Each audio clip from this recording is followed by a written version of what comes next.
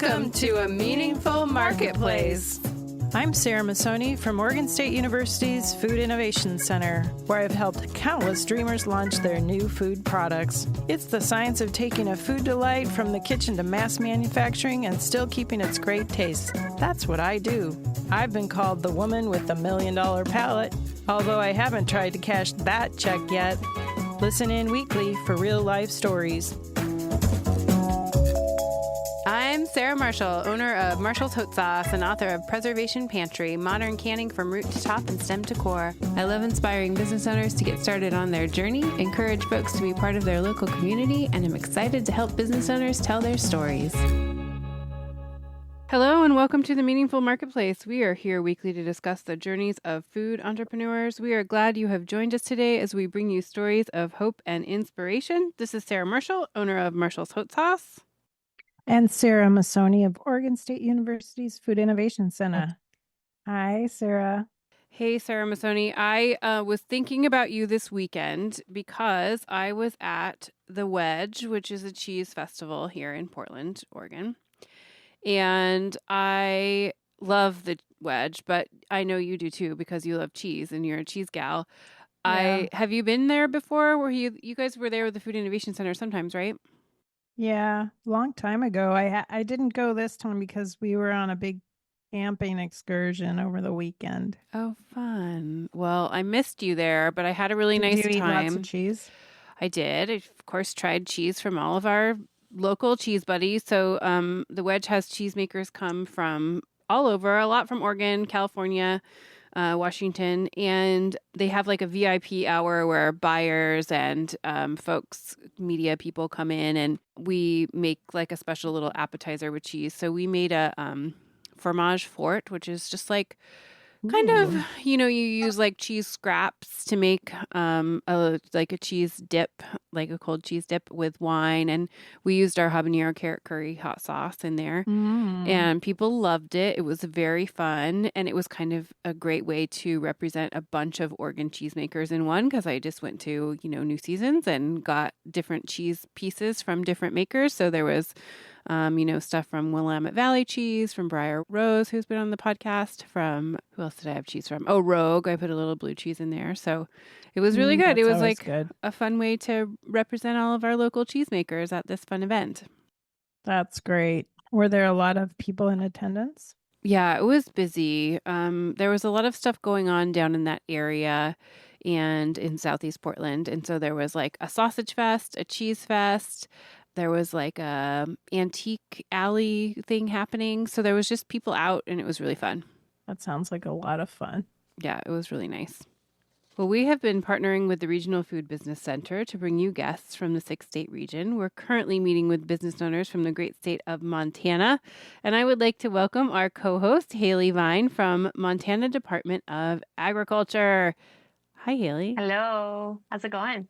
It's so good. I am just very excited because even though I feel like I get to know our co-hosts over the process of doing the show, I don't usually get to meet them in person, but I got to see you in real life when you were here in Portland. Yes, that was such a treat.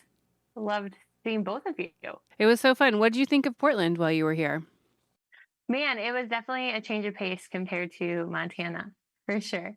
But Sarah was a great host. Sarah Masoni, I was able to hitch a ride with her a few times, and she was able to point out some sites and tell us a little more about the history. And of course, being able to go to a local like cafe spot and meet up with you for breakfast. Oh, that was such a delicious breakfast too. It was great. It was awesome. That was so fun. Haley and I had the same breakfast. We got the breakfast sandwich. We were at Cafe Oli, which is a local spot that I like to go to. One of my farmers market neighbors, Esme, makes her products out of that kitchen there in the back. And it's very fun because it has a big brick wood fired fireplace and they make lots of pizzas and baked goods and fun stuff out of that kitchen. So I'm glad you got to experience it because it's like one of those special Portland places. It was great. And Haley, do you have any Montana news for us or anything you want to tell us about Montana? Oh man, I was just thinking about that leading up to this call. We have our food and beverage trade show coming up, so we're excited about that. I think we have a little over 30 vendors, and about 80 to 90 buyers registered, so that'll be great. And then following the trade show, we'll be having our first food and beverage manufacturers summit. So maybe we'll see Quinn there, but we're excited just to be partnering with our local Montana Manufacturing Extension Center to make that happen. So, and then next month is, or yeah, I can't believe it's already October basically. We have Celebrate Ag Week at MSU, so we'll have a lot of activities happening then too. Very cool. Well, I'm excited. We still have quite a journey to go through for Montana. We have you on a bunch more shows. We had Joel fill in for a couple of times, but we're excited to keep learning more about Montana. And we would like to encourage you to connect with your state by signing up for the Regional Food Business Center newsletter. It's a breeze to sign up. Go to Northwest Rocky Mountain Regional Food Business Center.com, hit connect with us, and choose the button to receive newsletters. And we want to thank our sponsor for supporting the Meaningful Marketplace. Thank you for helping us spread the word about small business owners and entrepreneurs. Let's hear a word from our sponsor.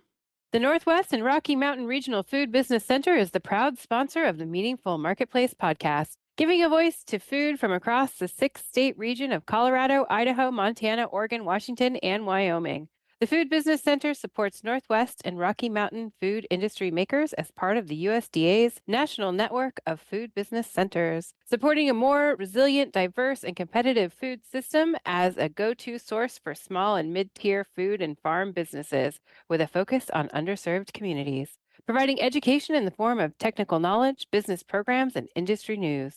We sponsor trade shows, meetups, and conferences to connect growers, producers, retailers, distributors, and processors, all to stimulate business and raise the standards of our storied food industry. Join us as we travel through the 6-state region, learning more about food makers, food hubs, and food systems. Visit the website at Northwest Rocky Mountain Regional Food Businesses.com to get connected. And I would like to introduce you to our guest today, Quinn Harp. Quinn is the chef and GM at Yellowstone Foods, Montana-sourced snacks for a sustainable snacking experience in Butte, Montana. Welcome, Quinn. Thank you for having me. We want to make sure to connect our listeners to you and Yellowstone Foods. So can you let us know a good Instagram and website? Yeah, ysfoods.com is the website, and Instagram, we are ysfoods. Perfect. And you make Montana-specific snacks. So can you tell us what that means? Yeah, so, it's kind of a twofold thing. First is we try to have flavor profiles and flavor combinations that represent the state. And then by a direct product of that, we try to source what we can from the state directly for our ingredients. For example, we have an awesome cookie. It's delicious. And my favorite thing is our lavender honey cookie. Our honey comes from an apiary near Missoula, outside of Missoula. The wheat comes from Three Forks. And we try to source as much as we can from the state itself. And we find that, the lavender kind of represents the Great Plains in a way. And we try to connect the state as much as we can, both ingredients directly and flavor profiles. That's very cool. Hailey, since you're our Montana expert, have you had the Montana-specific snacks? From Yellowstone Foods, I have not yet. I'm excited to try them, though. I've heard wonders about the lavender honey cookie, though, however. Thank you. Who doesn't love cookies? You probably sell thousands of those things. Quinn, will you be at the trade show in a couple weeks? I'm going to have to check with our admin on that. Our admin is in charge of setting all those up, and I haven't gone over my weekly meeting yet. We go over it tomorrow. So I'll bring that up to her, and I'll get back to you on that. Okay, awesome. I know we have a few slots open, so if you guys do want to sign up, just let me know. That's really good to know. I think we were looking to do something like that, and I know we usually do one in the winter, but let me get with her on that, and I'd love to see where that goes because I always enjoy the Montana trade shows. Awesome. Well, I know you described your honey lavender cookie, and it sounds awesome. I am very interested in the huckleberry cookie. I know that we chatted a little bit before we came on the air, and you know the Pacific Northwest well, and I'm from Welch's, which we also are famous for huckleberries. So, Yeah. Of course, I saw it and was like, I have to have that. Yeah, that was a fun product to make because number one, there's not a whole lot of places for us to start. There's not a lot of berry cookies out there. And we realized that's because berries have lots of juice, and juice is basically water, and water in cookie dough is kind of hard to deal with sometimes. So it actually started out as like a muffin, and then we couldn't get it right, so it turned into a cookie. But yeah, it's funny you mentioned that because when we run out of our sourcing for Montana huckleberries, our reserves come from St. Helens, Oregon. So basically one of those things where it's a regional ingredient that's not exclusive to Montana, although it does have a very strong Montana identity. But it speaks to a lot of people throughout the Pacific Northwest, from Idaho, Washington, Oregon, even Northern California. But yeah, that cookie is really fun. It's purple, which makes it fun, and we don't use any food coloring at all or any preservatives in it. It's just the berry juice and basically butter and flour. But yeah, it's a delicious cookie. It's a beautiful cookie, and it's super unique in that it's a berry flavored base for a baked good outside of a cake or a cupcake. So it's really fun, and I enjoyed making it and figuring it out. It sounds really fun to try. When I was growing up, we had the Huckleberry Festival. It doesn't happen anymore, but it used to happen up on Mount Hood, and everybody would make huckleberry products and bring them Yeah. and do all these different versions of syrups and candies and things like that, which is very fun. It makes me think of like when I was a child, so I can't wait to try them. The thing that I didn't know, your website says that huckleberries are, I think you call them a treasured secret, and they can't be cultivated. But I didn't really know that or know why. Do Sarah or Hailey, do you guys know why huckleberries can't be cultivated? I don't know. I'm not an agronomist, but it could have to do with climate and altitude and all of that kind of stuff. Yeah, blueberries, I know, just because I went on a hike and went huckleberry picking with a friend that used to work on a blueberry farm. And she was just saying how, like, just altitude when we were hiking, she's like, yeah, blueberries seem so much lower. And so her take was that the altitude is so high. It's such a requirement. But I'd be very curious. Where I was, we had a lot of blueberry farms, but never huckleberry farms. And it's always that people go and gather them from secret places. That's what I was thinking it meant when it was a treasured secret, is that like only certain people know where the huckleberry spot is, kind of like when you're a mushroom hunter. Yeah, so the general people group we get it from are called Huckleberry People, and they say that they forage wild huckleberries from altitude from their areas like 3,500 feet to 5,500 feet is the only place they grow, and only in certain areas they get a specific amount of shade, sun, and soil. So they know where these spots are where they're abundant. I think they're also really expensive because it's about the same time maybe the bears are also wanting berries. So, it's seems like it's maybe a dangerous job some times of the year. But yeah, it's a very specific place and a very specific altitude. And I'm not sure why they can't, quote unquote, domesticate them. But, it's kind of one of the cool things about them is that they have to be, foraged from the wild. Sustainability is it comes with its own natural property of being wildly foraged. It doesn't, go away or outgrow. So that's one thing they tell us is we don't overpick and we don't underpick. So it kind of stays the same crop every year. We run out, and that's it. It makes them extra special. I was amazed to see on like Facebook Marketplace when I first moved to the northwest of Montana, there were some people selling a gallon bag for $80 a gallon. I was just like, holy cow. And then I went and picked huckleberries myself. I'm like, oh yeah, you'd want to be paid. Yeah, when I was a kid growing up in Minnesota, my grandpa would take us up on the logging trails to pick wild blueberries, and there were like horse flies that were like the size of a quarter, and they would like try and bite me. That's why it's $80 a pound. It's You have to fight. torture. You have to fight Yes, the I horse understand flies, the and they're market now. so tiny. And you have to be at a high elevation, which makes you a little woozy sometimes. Less oxygen. I have a question that's going to lead into our game, if everybody's willing to play today. So the question is, how do you come up with what new snacks you're going to release? That's a really good question. Well, I'm a fine dining chef by trade. And I've been a chef for 20 years, and that's what I do. Also on the side, I continue to do it. It's one thing I've always done. So I have a pretty wide range of things that I've liked it myself over the years. And I draw a lot from past inspirations and past kind of restaurant flavors. The lavender honey lemon cookie is inspired by my wife. Those are her three favorite flavors. So I kind of put those together into a cookie. So I try to, look all around, my kids kind of inspired the chocolate chip cookie, and then we added the dried cherries to kind of pay homage to the, flathead cherry area of Montana. So, I try to just stay open-minded, look at things I've done in the past restaurant-wise, look at my family, look at things people like, because when you're making snack foods, that's kind of a big deal. So that's really where I draw from, is a lot of chefing and things that my family likes and I like. Perfect. Hailey and Sarah, are you ready for a game? Let's do it. Absolutely. So Quinn makes cookies, jerky, and granola bars. But I thought maybe if we tell him our 3 top favorite snacks that we think would, and then he could maybe make a Montana version. So we're just going to give him some inspiration. So I love it. all you have to do is say your 3 top favorite snacking foods. I'll go first. Okay. Popcorn, That's a good one. crackers, Mm-hmm. and Chex Mix. Those are all good snacks. Right now, beef sticks. So you kind of already got that. Cheese sticks. And I would say trail mix, or like I've been making monster cookie protein balls. You do monster cookie. Yeah. Those are good snacks. I am always on the go.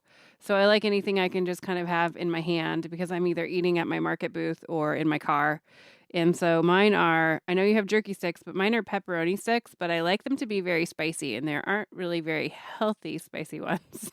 That would be mine. You could maybe do like a bison spicy pepperoni stick or something Montana based. And then a spicy nut mix. I always eat like any kind of nut snack, but a lot of times it's like old dry spices and I'm bummed, but I still eat them anyway. And then my other one is like any kind of like handheld cracker that I can just like eat, but spicy. So those are my top 3 snacks.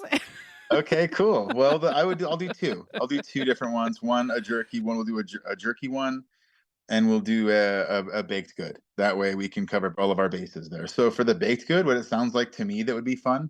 So there's this really awesome goat cheese producer here in Montana, and they're fantastic. I've had them a couple of times, and now I'm drawing a blank from who they are. But what I would like to do is maybe cook down a little bit of goat cheese, toss it with some freshly popped popcorn, and form it into like a snack bar, and have like a goat cheese popcorn snack bar. Put some black pepper and salt in there, and be kind of a salty popcorn, buttery goat cheese kind of snack. And there's Montana is also really known for their goats, lambs, things like that. Not only wild rams, but as far as agriculture is concerned, we have a lot of them here. So for my baked good, that's what I would pick. I think that would be delicious. For the other side of things, for the meat, I wanted to develop something that kind of, I don't know if people would like this or not, but it's something that I've been thinking about for a long time that all of you kind of spoke on. But I wanted to do a meat stick that was black pepper spicy, but it was half grass-fed beef and half bison. It would be mixed. So you would get a little bit of the high omega-3 grass-fed beef, and you would get a little bit of the lean protein from the bison. And obviously, we'd have to add some fat in there because they're both very lean. But having like a really clean bison and grass-fed beef mix with a black pepper smokiness would be really wonderful. And that's what I would pick for my meat product. So. Quinn, I love your brain. You took my game and you did it, and I appreciate you. Thank you. It was a fun game. Let's go another round. Good job. We all win. Okay, everybody's a winner. I love it. We're going to take a quick break, and when we come back, we'll hear about how we can get Yellowstone products. We'll be right back.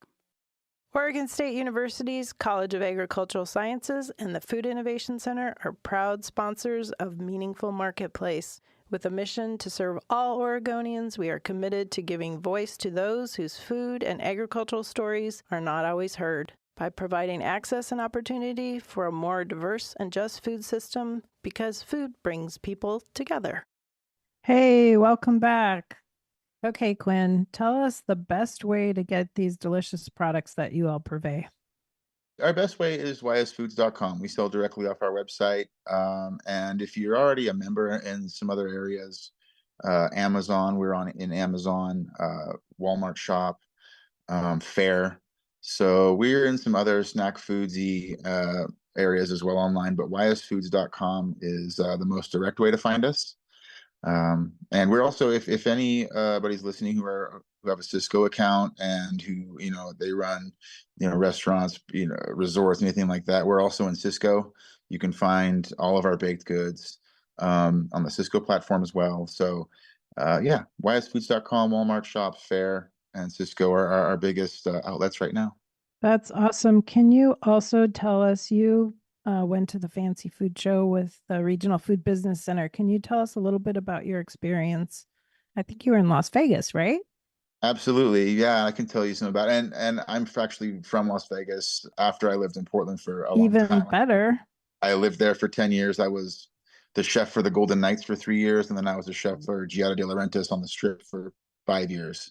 The Fancy Food Show was just, it was like heaven for me, being a chef, more so than just a baker, just a jerky producer. I had a blast, but the main takeaway from it was all the opportunities that, I guess I would call him the little person, little guy, little companies had. You see a lot of the amazing companies and a lot of really world-renowned food products there, and then you get to see everybody trying to do the same thing, and it's really amazing to be in that kind of pocket where you're looking around at all the people doing what you're doing, and then you get to see the end goal or end game a couple aisles away, which is other people doing it a little bigger, and then you get to see they have their own booth, and then there's other folks down the way who are large corporations. So it's inspiring, to say the least. It's eye-opening and inspiring in multiple ways, not just goal-oriented, but also our flavors. What can we do next? Who's doing what? Like, what's trending?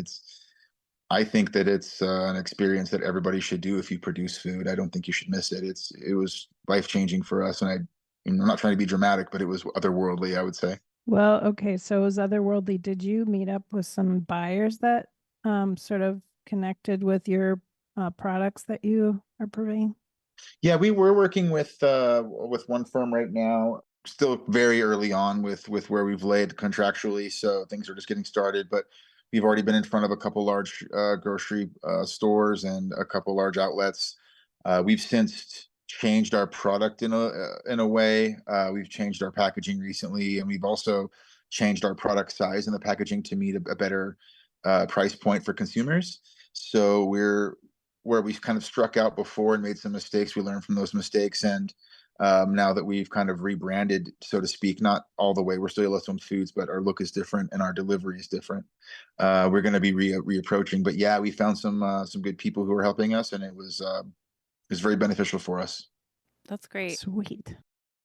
Are you ready to take your food packaging to the next level? Elevate your brand with epackagesupply.com. ePackage Supply offers high-quality, food-grade packaging proudly made in the USA. Plus, they're your one-stop shop for expert advice, custom labels, and printing options.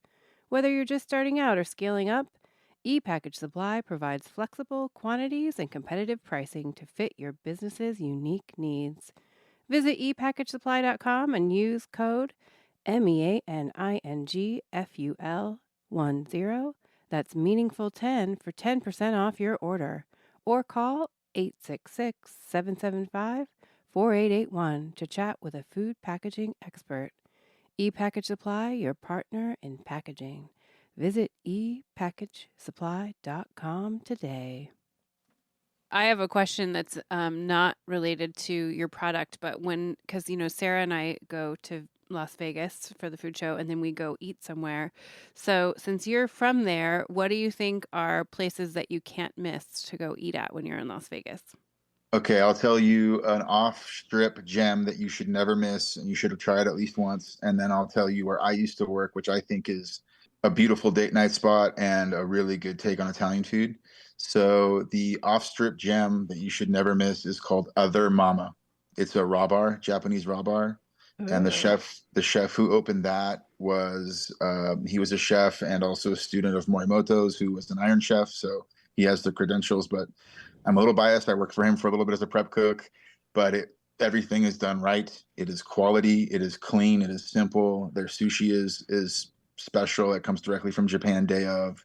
The oysters are really good. They come in day of, so you can't miss out if you go to Other Mama, and that's off the strip. It's over on Durango and Sarah and I Twang. go to Morimoto every time we're there, so we are so excited Yeah, right that's a new now. place for us to try we Yeah. didn't know about. So thanks for telling us. And you had one other one. What's your other one? So on strip was the one I used to work at. It's called Giada, Giada, Mm-hmm. and it just has a beautiful antipasti kitchen. You get to walk in, you get to see all of the antipasti in the glass case. It's a beautiful presentation. The restaurant is beautiful, and it's basically just a lighter, fresher take on Italian food. Not that traditional soul Italian food is bad. I love it too. Give me some lasagna, but lots of lemon and herbs and olive oils and things like that. So um, I enjoy it immensely as someone who worked there and doesn't work there anymore, and I'm still saying it's great. It says something because a lot of cooks don't like that place. But I think it's wonderful, and I haven't been there in a little while. I also have some more suggestions for you, but those are the two that come to mind when I go to town. Those are great because they both weren't on our radar. I have a lot of Gianna's cookbooks, and I didn't even think to know that she had a place in Vegas, but of course she does. I opened her first restaurant there with her as a cook, and then once my son was born, I didn't need to be in the union there anymore. So then I became a chef, and I was her chef for 4 years there, and it was a fantastic ride. She's this really cool person. She has I a worked lot for of nice retail products now that you can yeah, buy. yeah, she's doing great. So and good for her. And she's also expanding. She's got a place in Scottsdale. She's got another place in Vegas too. She's got multiple places in Vegas. So she's doing wonderful. And I've always been a big fan of her and her product. And just she was a delight to work for. And she has gluten-free, I think. Yeah, Yeah, she does. Sarah's gluten-free. She accommodates anybody's dietary needs. It's standard of service for her is to take care of all of her guests equally, and that's one of the reasons I liked working there. You get to think on your feet when someone I want a pasta dish, but I don't want dairy or gluten. And it's like, So, okay, great. how have those experiences influenced that work that you're currently doing with Yellowstone Foods? Well, that's an awesome question. Number one, I think, being right next to a lot of great pastry chefs in my career, Giada's restaurant is no different, but seeing pastry chefs cook 100 cookies and seeing pastry chefs make dessert bars and things like that, that really is the first thing I drew back on when I started this, because traditionally I'm not a baker. I'm a savory chef, and I'm not great at desserts. So when it came to the cookies and baking process, I look back on every experience that I saw. Anytime I saw a trick or a little shortcut, or a little this or a little that a pastry chef was doing, I tried to collect those experiences and memories and apply them to what I was doing. And especially when we were in the experiment and the R&D process, when you're trying to figure out things like leavener and how baking powder works really well in the huckleberry cookie, but baking soda doesn't, because the baking soda ruins the pigment and turns the cookie black. It's those little things that you look back on and you have to keep trying and experimenting. But yeah, just try to look back on all those wonderful pastry chefs and remember what the cool things they were doing and apply them to my daily process. That's cool. And you guys also sell some jerky, and I believe it's bison jerky, which I've never actually had. I'm guessing it's pretty common in Montana, but I don't really see it around here. Can you explain to me the difference between regular beef jerky and bison jerky? Yeah, so the cool thing about bison jerky is it is unique and it has its own flavor. But the great thing about it for me is not only it's the health benefits of it, but it also is very similar to what I would grass-fed, grass-finished beef. They're both very lean, protein-heavy meats. And one really cool thing about the bovine stomach, and if somebody wants to fact check me on this, they can. But one thing I learned when I was a chef for the Golden Knights was when you have a bovine animal who only eats grass, they have an abundance of omega-3 fatty acids in their system, more so or as much as even salmon, which is known for the omega-3 protein, right? So on the health level, it is really amazing what it can do as far as post-workout snacks, things like that. For me, I prefer the bison over a lot of other beef jerkies. We had a Wagyu jerky for a while that we discontinued, and now we're going to be doing a grass-fed beef jerky, just something a little more lean and healthier. But yeah, I think it's an excellent clean. It's very clean jerky. You get a lot of the flavors of the smoke and the brine and the seasoning along with the meat. It's not overpowering, but it's delicious. And for me, it is also unique. You get the really feel striations of the meat, but it's not too chewy and tough. So it's really fun to play with. And took a long time to get there with it. So we're very proud of the fact that we put out a product like this because it took a while to get there. It's cool. Hailey, does the Department of Agriculture have a lot of involvement with bison ranchers in Montana? So I would say our food and egg development centers definitely could if there was a producer that needed assistance on their business development side of it. But majority of things meat related are all run by the Department of Livestock. Oh, that makes sense. Yeah. When I was just in London, I saw ostrich jerky, which I'd never seen before. Ew, was it good? Did you have it? I didn't try it. I mean, probably tastes like chicken. I did. I wasn't like afraid of it, but it was at a very fancy store. It's Fortnum and Mason. They do like tea and, it's just a very fancy. So it was like, $45 American for this bag of jerky. So I didn't buy it, but I saw it and I thought, do we even have that in the U.S.? I've never seen it anywhere. Have you like guys? Chicken jerky? Yeah. Duck jerky? Yeah. I've heard of duck jerky, actually. I've seen turkey and chicken. I've never seen There's all of them. And emu jerky and alligator. Mushroom jerky. They all exist.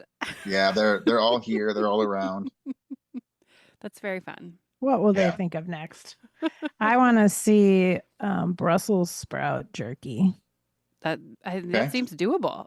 Everybody's shaking their heads. I'm okay with that one. I would try. I like Brussels sprouts. Unless there's like some garlic, salt, and honey with Oh it. yeah, you'd have to like make it taste great. I know what I want to ask Quinn. Quinn, have you ever been in any like chili cook-offs or things like that where you've like won prizes for your great cooking? You didn't tell anyone you're a chef? No, I actually never do those as a chef because it's a lose-lose. Like if you win, you're a chef, you should win. But if you lose, it's like really painful because you're a chef. You should win. So there's not a lot of glory in winning and there's only embarrassment in losing. So I just kind of enjoy them. And I've judged before. I've done a lot of judging, but I usually don't participate. Maybe I did a chili cook-off last weekend. How'd it go? And I was really nervous. There were like 20 chilies and everybody had these little Dixie cups, the judges, and they had like 20 little cups of chili because my chili, I entered and I only cooked it for like an hour and a half in my crock pot. So I knew it wasn't even hot. And then I realized that all the chili was going to be judged cold. So I wasn't worried. And then they announced the winners and I won the spiciest. Nice. That's my Sarah girl. Marshall would be proud of me because I'm non-spicy. I love it. I'm wearing off on you. That's pretty funny. Well, unfortunately, it's the time where we have to wrap things up. So, Quinn, we just want to give you a chance to tell people where and how to get your products and the best way for them to get them directly from you. Yeah, ysfoods.com is the best way to get them directly. That's what I recommend first and foremost. And if you already have membership with Fair or Walmart Shop, we're on there as well. And if you have Amazon Prime, we're on Amazon right now as well. So those are the best places to find us. And if you're in Butte, Montana, you can come down to 15 West Park Street and see us. Perfect. Well, it was great to meet you today and chat about all things food in Montana. And thanks for taking the time to share your story with us. Thank you so much. I really appreciate it and I had a great time. Thank you for listening to the Meaningful Marketplace podcast. Before you go, show some love for your fave podcast by leaving us a review on Apple Podcasts and iTunes. Follow us on Instagram at Meaningful Marketplace Podcast. And you can call or text us with any questions for Sarah and Sarah, 503-395-8858. And we could not do this with our fantastic team at the Joy of Creation Production House. Thank you to Kayleen, our production coordinator, and Hailey, our audio engineer. And we will be back next week, everybody. Bye. Bye for now.